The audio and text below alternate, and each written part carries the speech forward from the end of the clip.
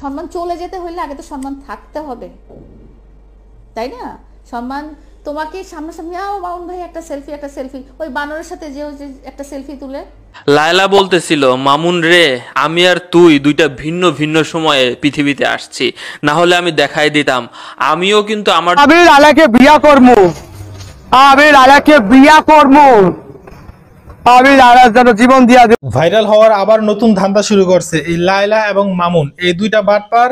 কয়েকদিন পর পর কিন্তু তারা সোশ্যাল মিডিয়াতে ভাইরাল বা আলোচনার মধ্যে থাকার জন্য এক এক সময় এক একটা ফোন দিয়ে তারা কিন্তু আটে। কয়েকদিন আগে দেখেছেন মামুন নাকি লায়লারে গভীর রাতে মারছে, কেন মারছে সেটা আর এই ভিডিওর মধ্যে না বলি। তো এই বিভিন্ন সময় তারা এত পরিমাণ আলোচনায় থাকার জন্য তারা এক এক সময় এক একটা ফোন দিয়ে আটে। আবার নতুন করে দেখা যায় তাদের ভিডিও কেউ দেখছে না, তাদের ভিডিও কেউ খাচ্ছে না, নতুন করে আবার শুরু করছে যে মামুন নাকি এইটা সেইটা, তিনি নাকি তার সময় জন্ম নিলে অনেক কিছু দেখাইতে। আরে বেটা, তুই দেখাই দিলে তুই এই পোলা পান্ডারে তুই বিয়ে করছিস কে? এই পিছিটা তুই কেন এই বুড়ি আর বিয়ে কেন করছিস? এটা আমার উত্তর আগে দিই। তুই জায়গার কথা না বলে চলে আপনাদের স্ক্রিনের মাধ্যমে আগে পুরো ভিডিও ক্লিপে দেখাই, তারপর কিছু কথা বলছি। এই লাইলার কারণে হয়েছে। সোশ্যাল মিডিয়াতে নাম ছিল, লাইকি অ্যাপে ওর 10 মিলিয়ন ফলোয়ার ছিল, কিন্তু লাইকি অ্যাপ কার আছে? আপনার মোবাইলে লাইকি অ্যাপ কি আছে? আমার মোবাইলেও নাই, এমনকি মামুনের মোবাইলেও এখন নাই। কারণ লাইকি অ্যাপ এমন একটা অ্যাপ যেটা ওরকম কেউ ইউজ করে না। ওর 10 মিলিয়ন ফলোয়ার হওয়াতে ওর এতটা ফেস ভ্যালু আসে নাই, যতটা ফেস ভ্যালু ওর আমার সাথে একটা 2 মিলিয়ন পার্টিতে একটা প্রোগ্রাম করেছিলাম, আমি হোয়াইট গাউন পরেছিলাম, সেই ভিডিও থেকে যতটা আসছে। এবং এখন সোশ্যাল মিডিয়াতে ফেসবুকে তার যেই প্রেজেন্সটা আছে, এখন আপনারা যেই মামুনকে দেখতে পাচ্ছেন, আমি খুব গর্ব নিয়ে বলতে পারি যে এই মামুনকে আমি ক্রিয়েট করেছি। মামুনের সোশ্যাল মিডিয়াতে তার ফেস ভ্যালু একটা ছিল, কিন্তু সেটা এই স্টেজে ছিল না। সেটা যেই স্টেজে ছিল সেটা সবাই জানে। রাস্তাঘাটে মার খাইতো, কোন জায়গায় মার খাইতো না, রাস্তাঘাটে গিয়ে ও বলতো না যে, ও বলে তো যে লায়লার জন্য, ও বলে, ওর আম্মুও বলে যে লায়লার জন্য আমাদের সম্মানহানি হয়েছে। ওর সম্মানটা কোথায় ছিল? আমার প্রশ্ন হচ্ছে যে তোমার সম্মানটা কোন দিক দিয়ে ছিল? তুমি নাচো গাও, সেই হিসেবে তোমাকে তো কেউ মিডিয়া কর্মী হিসেবে ধরেই না। তুমি তো মেইন মিডিয়া কর্মী না। তুমি লাইকিতে নাচো গাও, সেই হিসেবে তুমি যখনই রাস্তায় বের হও তোমার লোকজন পিটাইতে আসে, তোমার দেখতে আসে যে তোমার এই অদ্ভুত চুলের কালার, অদ্ভুত ছিঁড়া প্যান্ট, অদ্ভুত স্টাইলিং এর এইসব মানুষ এরকম চিড়িয়াখানায় চিড়িয়া দেখতে আসে, সেভাবেও তোমাকে দেখতে আসছিল। এটাকে তুমি যদি বলো যে সম্মান, তাহলে আমার তো মনে হয় যে সম্মানের ইয়েটা ভুল, সম্মানের সংজ্ঞাটাই তাহলে ভুল। ঠিক আছে?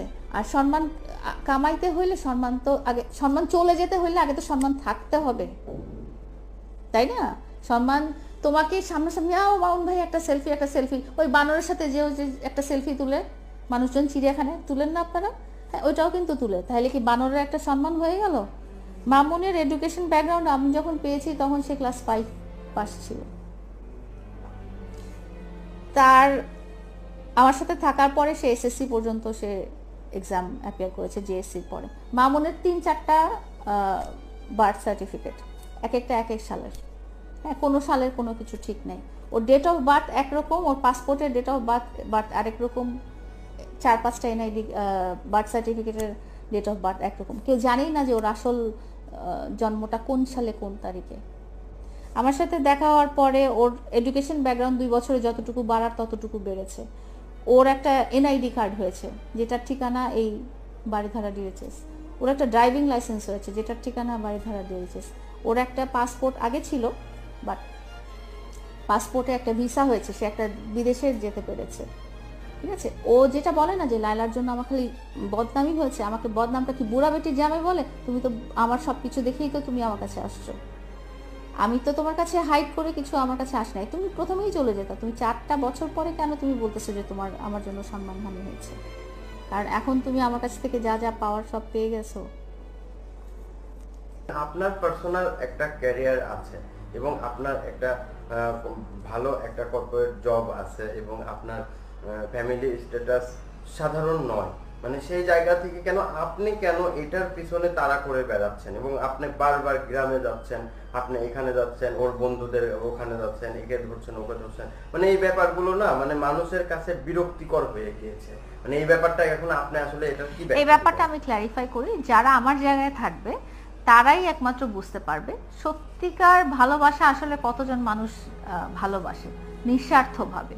হ্যাঁ, সত্যিকার ভালোবাসা যদি আপনারা কাউকে ভালোবেসে থাকেন নিঃস্বার্থভাবে, তাহলে আমার জায়গা থেকে আপনারা বুঝতে পারবেন। আর যদি কখনো ওইরকম গিভ অ্যান্ড টেক রিলেশনে থাকেন তাহলে তো বুঝতে পারার কথা না।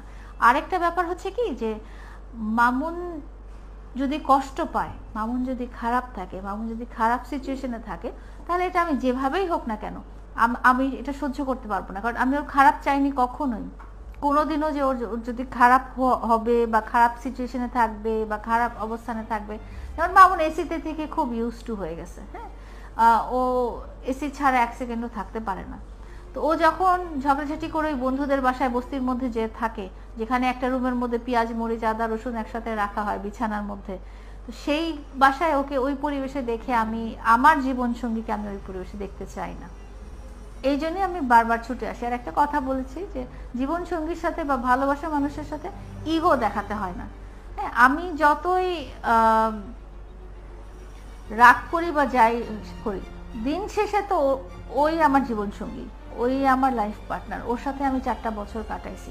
পরে রিলেশন কন্টিনিউ হবে না সেটা সম্পূর্ণ আল্লাহ তাআলার ইচ্ছা। আল্লাহ তাআলা চাইলে সবই সম্ভব। আল্লাহ তাআলা চাইলে এত খারাপ সিচুয়েশন হয়েও আমার মন থেকে রাগ দূর হয়ে যেতে পারে, তার মন থেকেও রাগ দূর হয়ে যেতে পারে।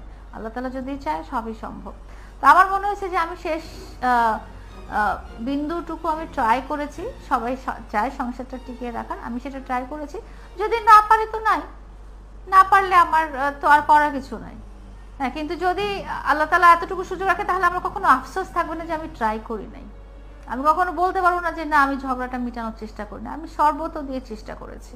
তারপরে যদি তুমি না ফিরে আসো, না ঝগড়াঝাটি না মিটাও বা তুমি ইন্টেনশনালি চলে যাও, সেটা অ্যাবসলিউটলি কি বলবো আর তাকদিরে লেখা। যেটা পাশাপাশি আপনার সন্তান আছে, মানে অনেকেই বলছে যে আপনি আপনার সন্তানকে মানুষ করেন, আপনি নিজের দিকে একটু খেয়াল করেন এবং নিজের কিছু এই জিনিসটা যেটা বলছি যে আমার পার্সোনাল লাইফের সাথে আমার মিডিয়াতে আমার যে প্রেজেন্সটা সেটা কিন্তু প্যারালালি চলে, কখনো ক্ল্যাশ হয় না। আমার পার্সোনাল লাইফটা কখনো আমি মিডিয়াতে আমি নিজে আনতে চাই না, মানুষ হয়তো নিয়ে আসছে, হ্যাঁ, আমি আনতে চাই না। আমার ক্যারিয়ার যেটা বলেন বা আমি যেভাবে চলাফেরা করি সেটা আমি মেনটেন করছি। আমি আমার জায়গা থেকে আমি কখনো সরে যাই নাই, কিন্তু সেখানে আমি মামুনকে স্পেস করে দিয়েছি যে তুমিও এখানে আসো, তুমি এই জায়গা থেকে তুমি এই জায়গায় আসো।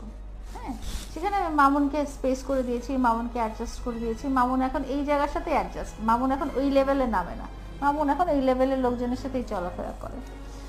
তো আমার নিজেকে টাইম দেওয়ার, আমি দিনের মধ্যে 24 ঘন্টাই বিজি থাকি, আমি সব কিছুই ম্যানেজ করি এবং সব কিছু ম্যানেজ করে নিজের জন্য টাইম দেওয়াটাও সেটাও দেই। কিন্তু আমার জীবনের বড় একটা অংশ যেহেতু মামুন ছিল, একটা মানুষ এভাবে ছিল যে সারাক্ষণই ইয়ে হয়ে গেছে, কিন্তু তার থেকেও আমার অন্য কোনো দায়িত্ববোধ কখনো কম হয়নি। এই জিনিসটা যারা আমাদেরকে ব্যক্তিগতভাবে চিনে তারা জানে যে আমার যেখানে দায়িত্ব পালন করার কথা আমার পরিবারের প্রতি, সেখানে কখনোই কম্প্রোমাইজ আমি করিনি। লায়লা বলতেছিল, মামুন রে, আমি আর তুই দুইটা ভিন্ন ভিন্ন সময়ে পৃথিবীতে আসছি, না হলে আমি দেখাই দিতাম। আমিও কিন্তু আমার যখন কম বয়স ছিল তখন কিন্তু আমারও খারাপ চেহারা ছিল না। লায়লা তার পুরনো ছবিগুলো ফেসবুকে ছেড়েছে, অনেক আগের ছবি। দর্শক শ্রোতা, লায়লার বাবা আর্মি অফিসার ছিল। যাই হোক, আলোচনা শুরু করার আগে ভাই আমরা মামুনের শেষ স্টেটমেন্টটা একটু আপনাদেরকে শোনাতে চাই। বিয়ে না করেও মানুষের কাছে শুনতে হয়েছে যে টাকার লোভে বুড়া বিটি বিয়ে করছি, আমি এখন চলে আসছি, ওর মতন আমি আমার মতন, আমি চাই না ওর লাইফ ব্যাক যেতে।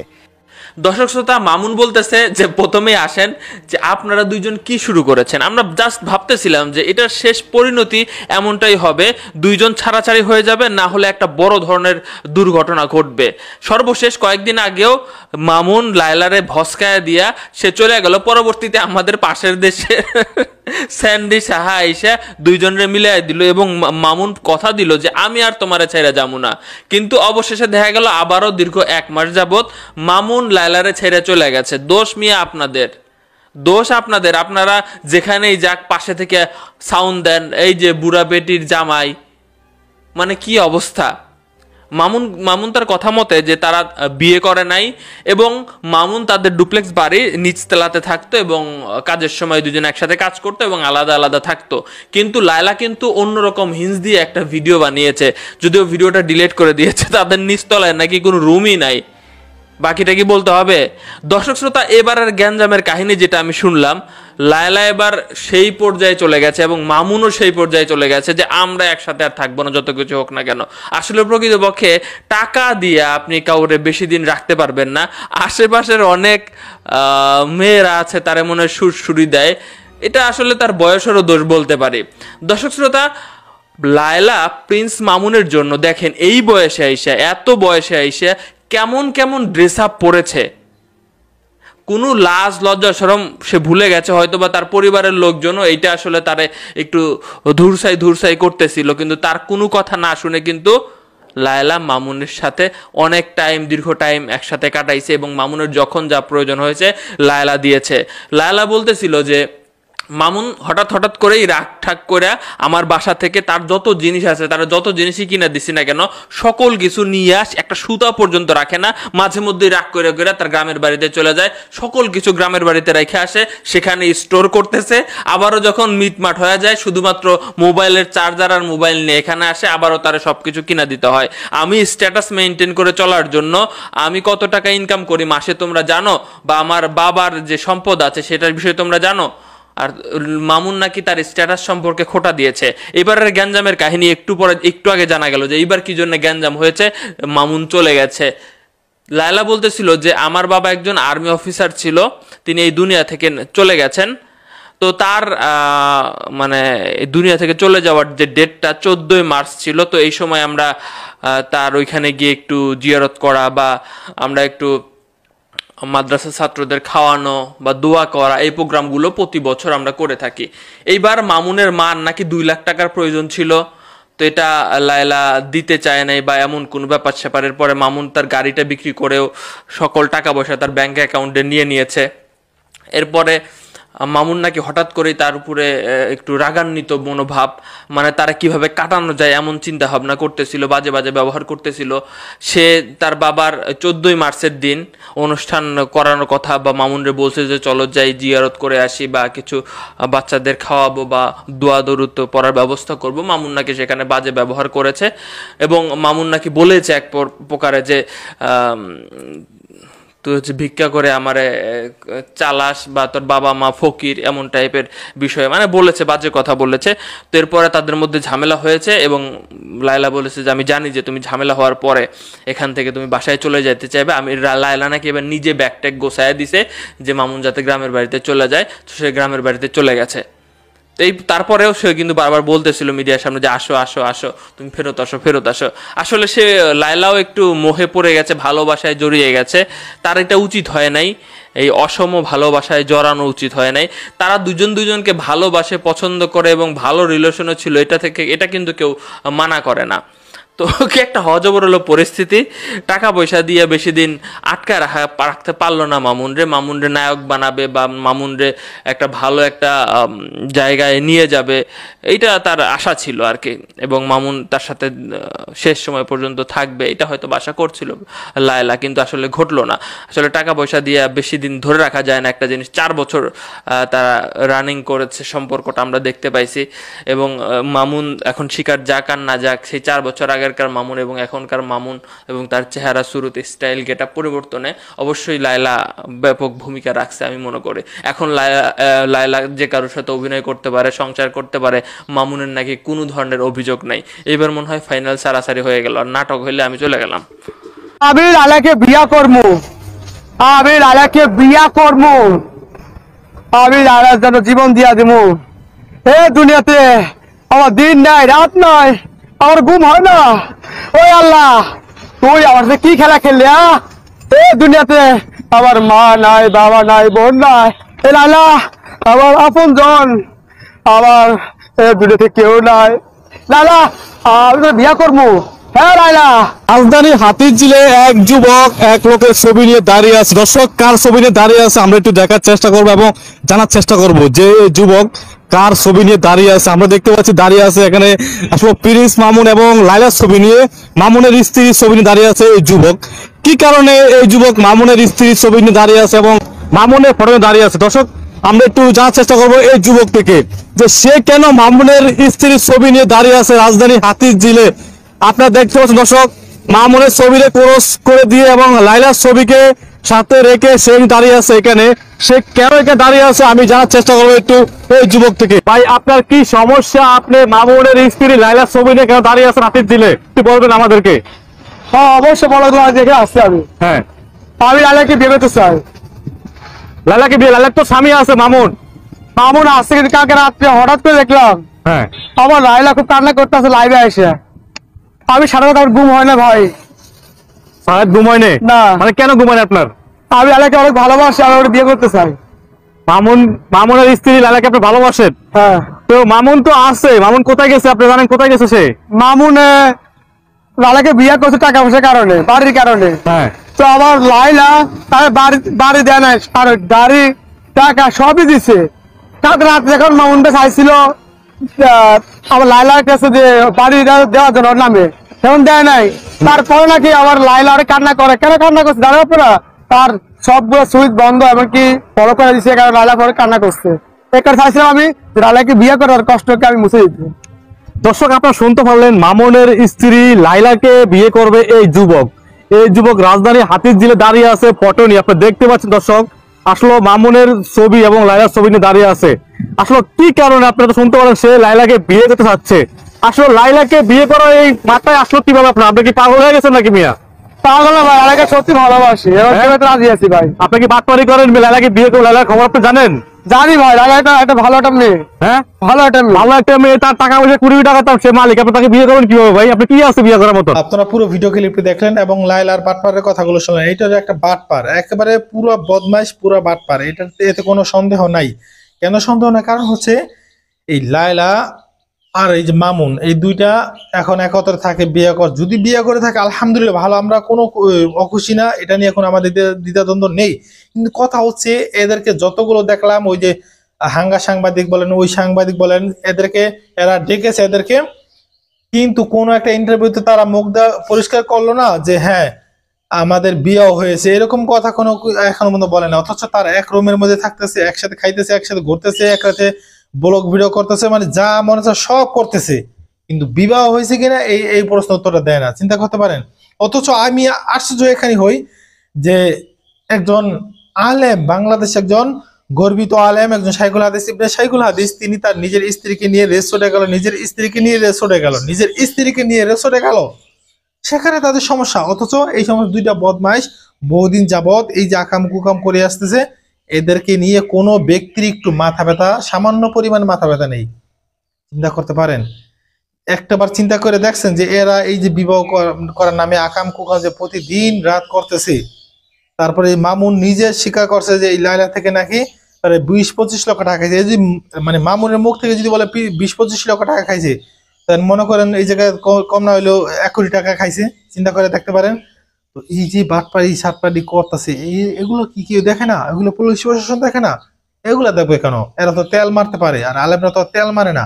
তো যাক, আর কোনো কথা নেই, বদমাইশ গুলোকে এখনো সময় আছে, তাড়াতাড়ি থামান। আর এদের বিয়ে হয়েছে কিনা কাবিরনামা দ্রুত দেখেন, না দেখলে এদেরকে শাস্তির আওতায় আনার আমরা জোর দাবি জানাচ্ছি। আর কোনো কথা না, ভিডিওটি সর্বোচ্চ শেয়ার করে দিবেন। কাজী নজরুল ইসলাম একটা কথা বলেছিলেন, আমি জানি আমার সারা জীবন কাঁদতে হবে, কারণ আমি তোমাকে ভালোবাসার দুঃসাহস করেছিলাম। মজার ব্যাপার কি জানো? আদর কিংবা যত্ন না পেলে পোষা পাখিও পোষ মানে না, অথচ আমি মানুষ। তুমি কোনো দায়িত্বই নিল না, তোমার কোনো যত্ন ছিল না বলেই আমাদের গল্পটা সুন্দর হলো না। গল্প সুন্দর হওয়ার জন্য মানুষকে দায়িত্ব নেওয়াটা খুব জরুরি, কিন্তু তুমি আমার কোনো দায়িত্বই নিলে না। তুমি আমার দায়িত্ব নেওনি বলেই গল্পটা আর আমাদের হলো না। একটা গল্প ভালোবাসার গল্প, একটা ভালো বন্ধুত্বের গল্প, কিংবা সুন্দর একটা সুস্থ সম্পর্কের গল্প। যদি কোনো পক্ষ দায়িত্ব না নেয় তাহলে গল্পটা পরিপূর্ণতা পায় না। এমন বহু সম্পর্ক আমি দেখেছি, এক পাক্ষিক ভালোবাসায় কয়েক বছর কাটানোর পর সেই সম্পর্কটাও মরে গিয়েছে। আমি এমন অনেক সম্পর্কের কথা জানি যেখানে একটা ছেলে কিংবা একটা মেয়ে একটা মানুষের জন্য রাতের পর রাত জেগে কান্না করে গিয়েছে। অপরপক্ষ দায়িত্ববান হয়নি বলে সম্পর্কটার পূর্ণতা আসেনি। সম্পর্কের পূর্ণতাটা আসলে ভাগ্যের ব্যাপার। আমরা চাইলেই ভালোবাসতে পারি, চাইলেই কাউকে পছন্দ করতে পারি, কিন্তু নিজের করে পেতে পারি না। ওই যে এটা ভাগ্যের ব্যাপার। তুমি একজনকে মন দিয়েছো, এটা তোমার ইচ্ছে। সে তোমাকে মন দেবে কিনা সেটা নিতান্তই তার ইচ্ছে। এই ইচ্ছা আর অনিচ্ছার ভিতরেই কারো কারো ভালোবাসা ডুবে কেঁদে মারা যায়।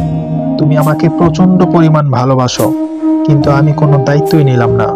তুমি আমাকে ভীষণ পছন্দ করো, সে ব্যাপারে আমার কোনো ভ্রুক্ষেপও নেই, তাহলে সেই সম্পর্কে কোনো পূর্ণতা কিংবা ভবিষ্যৎ নেই।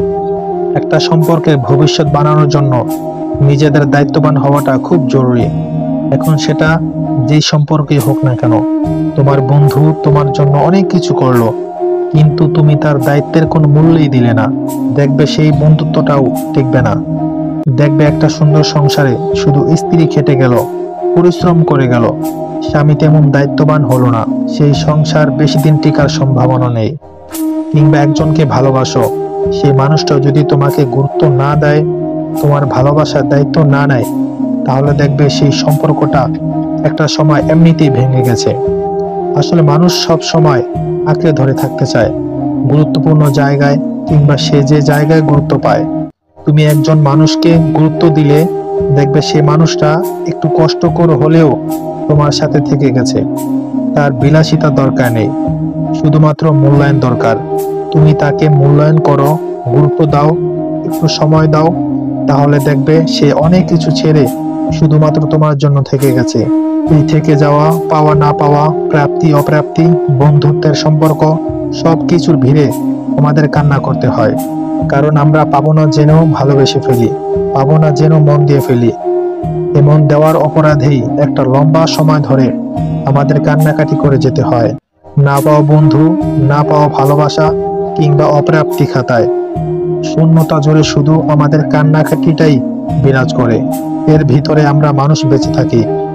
মানুষ আসলে আঁকড়ে ধরা প্রাণী, গুরুত্ব না পেলে এই মানুষও ভালোবাসে না।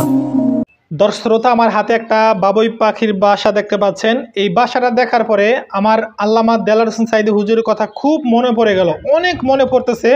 যখন থেকে এই বাসাটা আমার হাতে আসছে, আমাদের বাড়িতে একটা নারিকেল গাছ আছে, সেই নারিকেল গাছে পাখিতে বাসা বাঁধছে।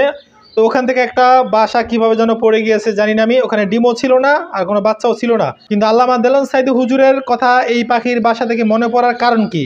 মনে পড়ার কারণ হচ্ছে এটাই যে আল্লামা দেলোয়ার হোসেন সাঈদী হুজুরের মুখে, একমাত্র আল্লামা দেলোয়ার হোসেন সাঈদী হুজুরের মুখ থেকে, তার জবান থেকে একটা বয়ান শুনেছি এই বাবুই পাখিকে নিয়ে। এই বাবুই পাখি কিভাবে বাসা বাঁধে, দেখেন পাখিটা বাসাটা বাঁধছে কিভাবে। আল্লামা দেলোয়ার হোসেন সাঈদী হুজুর একটা কথা বলেছিলেন যে বাবুই পাখি কিভাবে বাসা বাঁধে।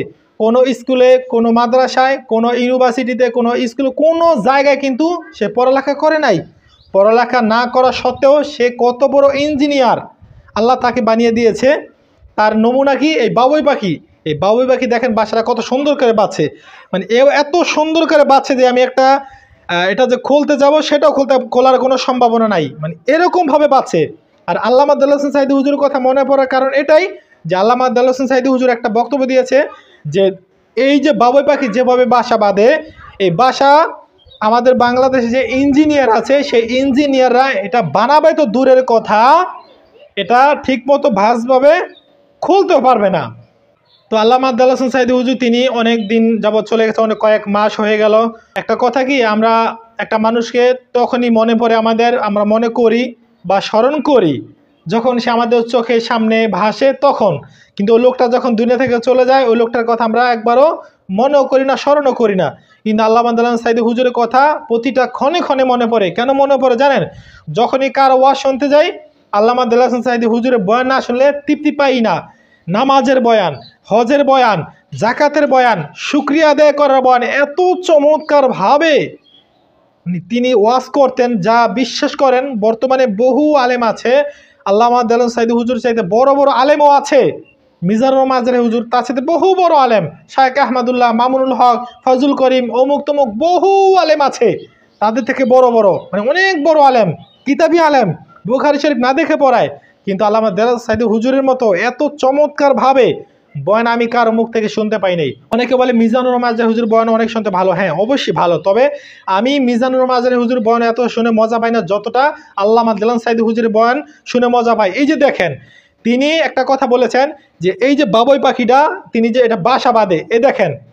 আরও আমি আশ্চর্য হয়েছি এই জন্যই যে আল্লামা দেলাওয়ার সাঈদী হুজুর বলেছিলেন যে এই যে পাখিটা বাসা বাঁধার পরে ওখানে তো তার কাছে কারেন্ট নাই, বিদ্যুৎ নাই, সৌর বিদ্যুৎ নাই, কোনো কিছু নাই, তাহলে সে লাইটটা জ্বালাবে কিভাবে? তখন আল্লামা দেলাওয়ার সাঈদী হুজুর তিনি বলেছেন বয়ানের মধ্যে, আমি এরকম একটা বিশ্বাস করতে পারি নাই, কিন্তু আজকে বাবুই পাখি বাসাটা যখন পড়লো 27 আমি দৌড়ে গিয়েছি, সেখানে গিয়ে সেই কথাটা বাস্তব প্রমাণ পেলাম। প্রমাণ কি? সেটা হচ্ছে যে এই যে দেখতে পাচ্ছেন আমার এখানে কিছু কাদা রয়েছে, কাদা আপনারা দেখতে পাচ্ছেন কি না জানি না, এখানে কিছু কাদা আছে। এই কাদা কেন এখানে? কাদা এখানে এই জন্যই যে আল্লামা দেলাওয়ার সাঈদী হুজুর বলেছিলেন কিছু কাদা নেয় এই পাখিগুলোতে, বাবুই পাখিগুলো কিছু কাদা তার বাসার মধ্যে নেওয়ার পরে জিরো পাওয়ারের লাইট আছে না, জিরো পাওয়ার লাইট কাকে বলা হয় জানেন? জোনাকি পোকা, আমরা যেটাকে জোনাকি পোকা বলে থাকি, সেটা কি করে জানেন? কাদাটা ওখানে ভিজা কাদা নিয়ে লাগানোর পরে তার কি করে পোকা একটা ধরে এনে উল্টা লাগাই দেয়, যার কারণে বাতি কি অটোমেটিক জিরো পাওয়ার বাতি জ্বলতে থাকে।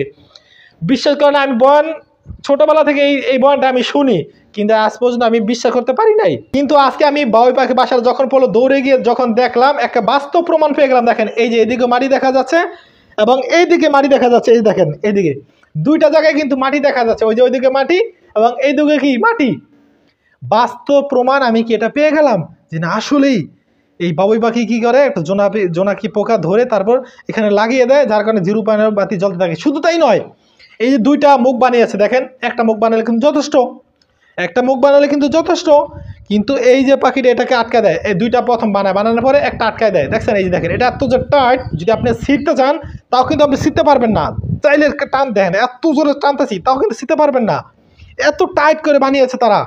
এটা কিন্তু শুধুমাত্র কি পাতা যেন এটাকে খেজুর গাছের পাতা দিয়ে বানিয়েছে। দেখেন দুইটা মুখ থাকে, একটা মুখে আটকে ফেলার পর এদিকে করে কি ডিম পারে, এমন জায়গায় ডিম পারে যে আপনি যদি হাত ঢুকাবেন হাতটা ঢোকানোর কোনো সুযোগ নাই। আল্লাহু আকবার, সুবহানাল্লাহ। তো যাই হোক আমরা দোয়া করি যেন আল্লাহ পাক রব্বুল আলামিন আল্লামা দেলাওয়ার সাঈদী হুজুরকে জান্নাতের উঁচু মাকাম দান করেন, তার দ্বীনের খেদমতগুলোকে কবুল করে নেন এবং তার ভুলগুলোকে যেন ক্ষমা করে নেকে পরিণত করে দেন। আল্লাহুম্মা